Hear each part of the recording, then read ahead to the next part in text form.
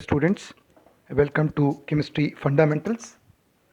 In the previous video, I have dealt with the law of constant or fixed proportion. The law of constant or fixed proportion. Now we are dealing with the numerical problem based on law of constant or fixed proportion. The numerical problem based on law of constant or fixed proportion. Now, what is said about the fixed proportion? Let us revise in two lines. What is meant by law of fixed proportion? So, we have already dealt with this law says कि if two element combines to form a compound, then ratio of these element in the compound will always be constant or fixed, irrespective of the source or the method. We can redefine it in another way. We say if a compound is obtained, if a same compound is obtained from different sources or prepared by different methods, then the ratio of various elements present in it will always be constant. So law says कि in a compound ratio of various elements will always be constant. In a compound, ratio of various elements will always be constant or fixed.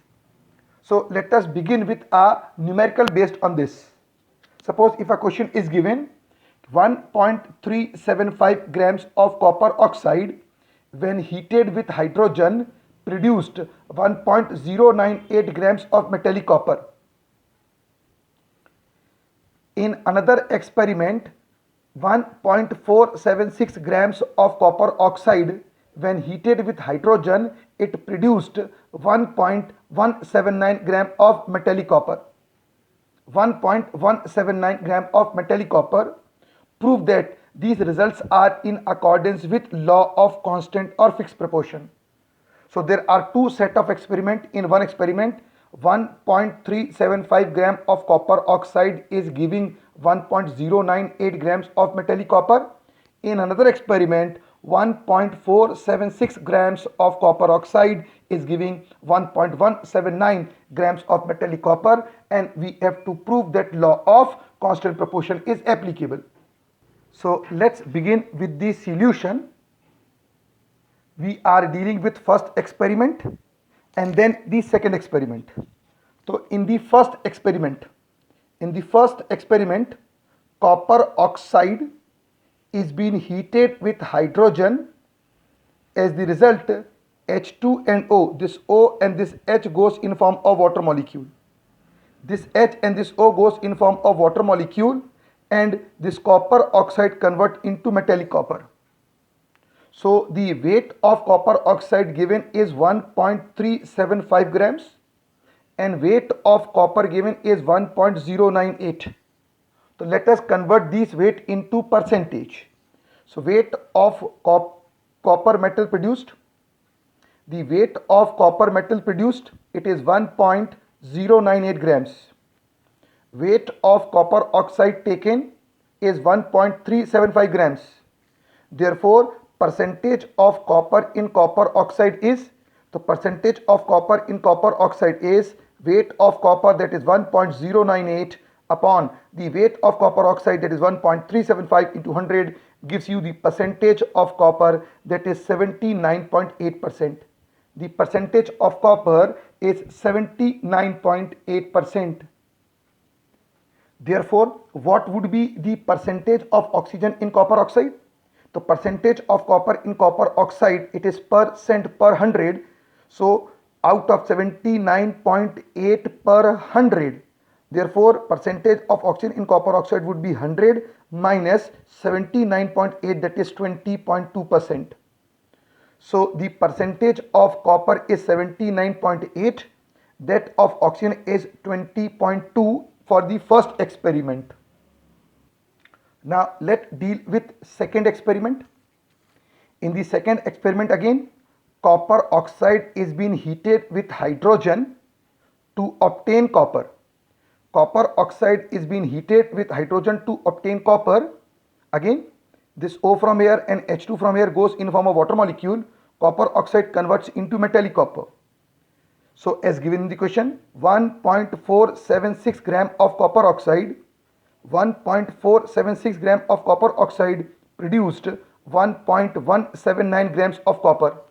So let us convert it into percentage. So weight of copper produced is 1.179 grams. Weight of copper oxide taken 1.476 grams. Therefore, percentage of copper in copper oxide is weight of copper upon weight of copper oxide, that is 1.179 upon 1.476. Weight of copper 1.179, weight of copper oxide 1.476 into 100 gives you percentage of copper, which again comes to be 79.8%.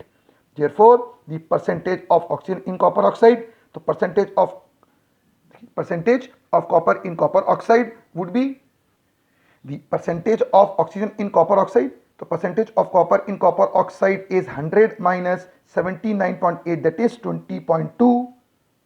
So in second case also, the percentage of copper, metallic copper, is coming to be 79.8 and percentage of oxygen is also coming to be 20.2. So what we can conclude? So we can conclude that in first experiment the percentage of metallic copper is 79.8 and percentage of oxygen is 20.2.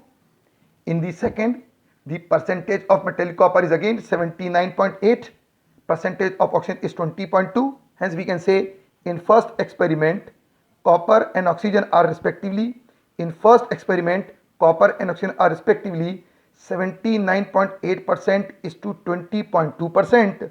Also in the second experiment, the copper is to oxygen is 79.8 is to 20.2. That is, in both the experiment, these values are coming to be same. The percentage of copper is same in both. The percentage of oxygen is same in both. What we have done, we have produced copper by two different methods, but the percentage in both the cases is coming to be same. Therefore, we say that law of constant proportion is applicable. Remember, law of constant proportion or law of fixed proportion is applicable. So this is how we calculate the numerical based on the law of constant or fixed proportion.